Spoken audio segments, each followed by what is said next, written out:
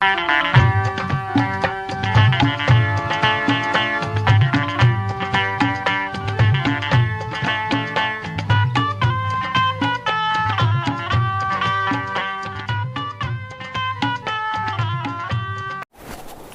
बुद्धाय। साथियों,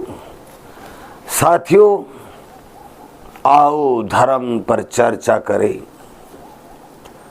तो साथियों, चर्चा उस विषय की करते हैं जब भगवान बुद्ध को सम्यक संबोधि प्राप्त हुई।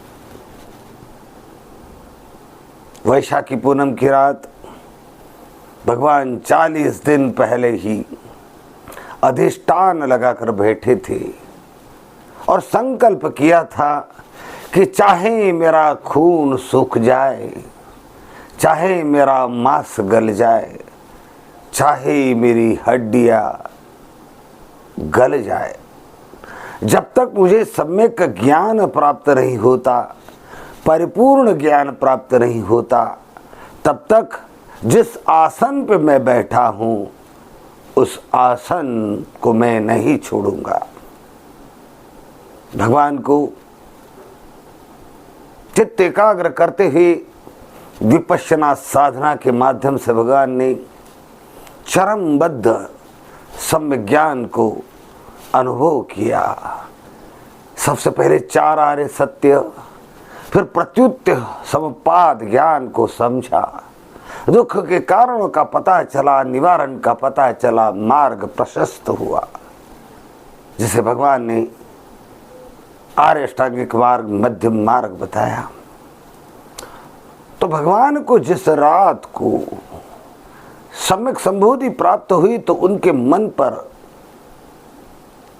वासना, मार या स्वार्थ या दूषित विचारों ने जो आक्रमण किया और उनका मन विचलित करने का प्रयास किया, उसे मार की सेना इस विरोध के साथ उसे पहचान दी गई कि ये जो दूषित विचार है, जो व्यक्ति को अपने उद्देश्य से भटकाने वाले विचार हैं, कमजोर करने वाले विचार हैं, उन विचारों को मार की सेना कहा।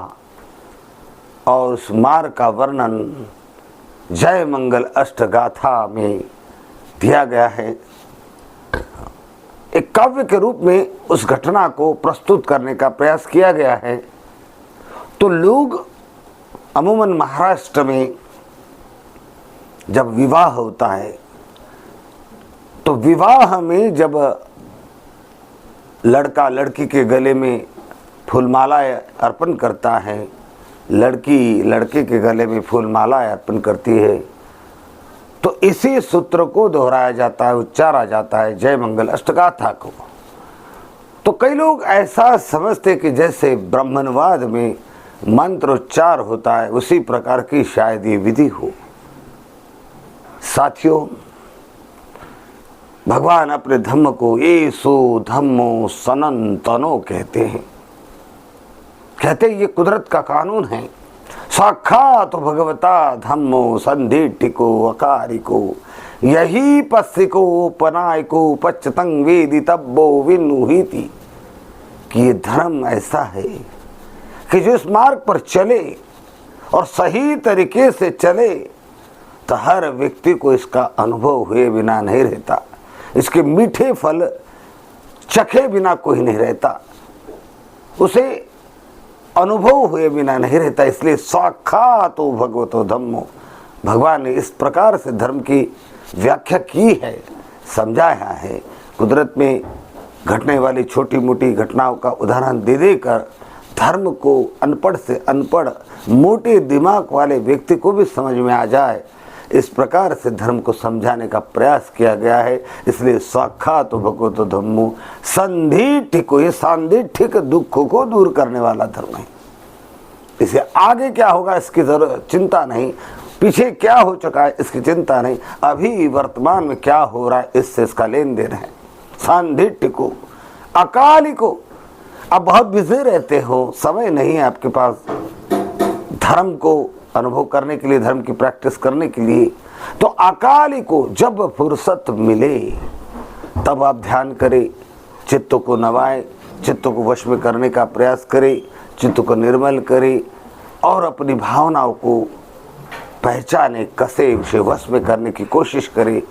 अनित्य है, अनात्म है, दुख है, इस सत्य को स्वीकार करें। इस प्रकार से धर्म को भगवान ने समझाने का प्रयास किया गया है।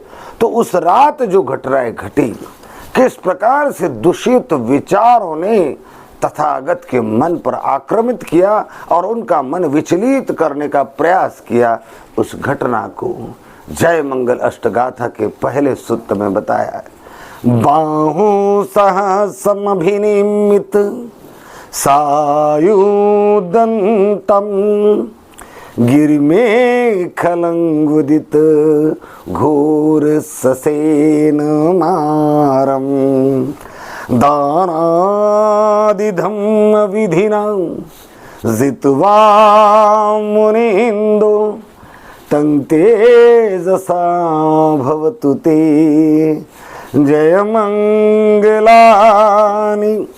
बाहु सहस्रमभिनिमित सायुदंतं गिरिमेखलंगुदित घोर ससेन मारम।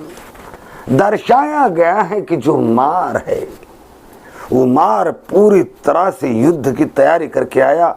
गिरी मेखला नामक हाथी की सवारी पर सवार होकर आया और अपने बहु सहस्र सेनाओं के साथ आया और ध्यान मग्न सिद्धार्थ गौतम के मन पर उसने आक्रमण कर दिया। और मार के इस आक्रमण के सामने कोई और होता तो विचलित हो जाता, लेकिन सिद्धार्थ गौतम इस मार के सेना के सहस्र यानी कई हजार सेना, सहस्र सेना, कई प्रकार के शस्त्र हाथ में लिए हुए सेना के आक्रमण के सामने सिद्धार्थ गौतम विचलित रहे हुए। तो उस सेना को सिद्धार्थ गौतम ने कैसा जीता? दानादि धम्म विधिना जित्वा मुनिन्दो तं तेजसा भवतु ते जयमंगलानि। तो उस मार के सेना को, मार की सेना यानी क्या? दूषित विचार, बुरे विचार, स्वार्थ के विचार, मैं सुख के विचार, अपने आनंद के विचार, अपने प्रसन्नता के विचार या अपने स्वार्थ के विचार या जीवन के मंगल आनंद प्रसन्नता के विचार या तृष्णा के विचार, कई हजार प्रकार के विचार जो व्यक्ति को अपने उद्देश्य से विचलित करते हैं। इन कई हजार प्रकार के दूषित भावनाओं को सहस्र सेना कहा गया है, मार की सेना कहा गया है। और जिस मन कर प्रहार किया, उस मार ने, उस वासना ने, उस दुराचार के विचारों ने, उसे मार कहा गया है। तो इस दुराचारी विचारों को, इस बुरे विचारों को, ये काम वासना के विचारों को, संसारी जीवन में लिप्त रखने के विचारों को सिद्धार्थ गौतम ने कैसे परास्त किया? तो दानादि धम्म विधिना जित्वा मुनिन्दो तं तेजसा भवतु ते जय मंगलानि। दानादि धम्म विधिना, भगवान ने अपनी दान की भावना से। अब प्रश्न उठेगा कि एक तरफ दूषित विचार, दुराचार, दुर्भावनाएं मनुष्य के मन पर प्रहार कर रही है, उसके मन को विचलित कर रही है, तो ऐसे में दान और धर्म की भावना से कैसे क्या इस दुराचारी विचारों को दूर किया जा सकता है? तो साथियों, सिद्धार्थ गौतम ने जब 10 पारमिताएं और उन 10 पारमिताओं की 20 उपपारमिताओं को पूर्ण करने का संकल्प किया था, तो उस 10 पारमिताओं में दान, शील, नैष्कर्म्य, वीर्य, उपेक्षा, कई पारमिता हैं। तो ये जो दान पारमिता हैं, दानादि धम्म विधिना जित्वा मुनिन्दो। सिद्धार्थ गौतम का संकल्प था कि मैं किसी न किसी जीवन में सम्यक संबद्ध बनूं, और इस संकल्प को पूर्ण करने के लिए वो कई जन्म तक दान पारमिताओं को, शील पारमिताओं को, यानी 10 पारमिताओं को पूर्ण करने में लगे हुए थे। तो दानादि धम्म विधिना, तो दानम ददंतु सद्धाय शीलम रखन्तु सबदा भावना भृता होन्तु गच्छन्तु देवतांगता। कि जो दान पारमिता है, दान पारमिता के बिना कोई व्यक्ति अरहंत बन नहीं सकता, दान पारमिताओं के बिना कोई व्यक्ति बुद्ध नहीं बन सकता, दान पारमिताओं को पूर्ण किए बिना कोई व्यक्ति सम्यक संबुद्ध नहीं बन सकता। तो भगवान ने अपने पूर्व के जीवन में इस दान पारमिताओं को पूर्ण करने के लिए अपने चक्षु भी दान किए थे। भगवान ने अपने बेटे को भी दान किया था, भगवान ने अपनी पत्नी को भी दान किया था, भगवान ने अपना राजपाट पूर्व के जीवन में भी जब वो राजा थे तब उन्होंने दान किया था। किसी बुद्ध ने कहा, किसी वैरागी ने कहा कि मुझे तुम्हारा राजपाट चाहिए, तो भगवान ने एक झटके में राजपाट त्याग दिया था।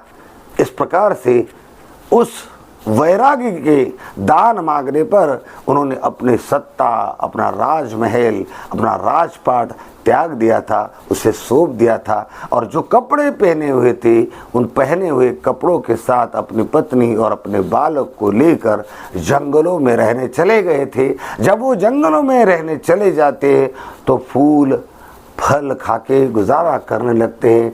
ऐसे में एक और वैरागी आता है इनकी परीक्षा लेने के लिए। तो छोटे से बालक में दोनों पति पत्नी का प्यार बसा होता है, मन उस बच्चे में होता है, प्रेम में लिप्त होते उस बच्चे के। उसी बच्चों को वो वैरागी मांग लेता है।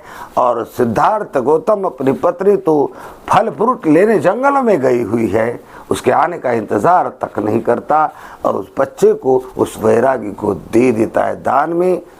उसके बावजूद यहाँ ही नहीं रुकते तो और एक वैरागी आता है, वो कहता है कि मैं बूढ़ा हो चुका हूँ, मेरे सेवा के लिए किसी औरत की ज़रूरत है, तो अपनी पत्नी को भी दान दे देते हैं। फिर एक वैरागी आता है और वैरागी भगवान को चक्षु मांगता है, तो चक्षु भी दान दे देते। इस प्रकार से भगवान बिना हिचक, बिना स्वार्थ के निस्वार्थ होकर धर्म को परिपक्व करने के लिए दान पारमिताओं को पूर्ण करता है। इसलिए दान पारमिताओं को जिक्र करते हुए इस गाथा में केवल दान और धम्म, इस 2 पारमिताओं को उल्लेख करते हुए गया कि भगवान ने उन दुराचार की भावनाओं पर कैसे विजय पाया, उस स्वार्थी भावना पर, काम वासनाओं के दुराचारी विचार यानी मार्ग की सेना पर कैसा विजय पाया। तो भगवान पहले से ही अपने मन को परिपक्व कर चुके थे, दान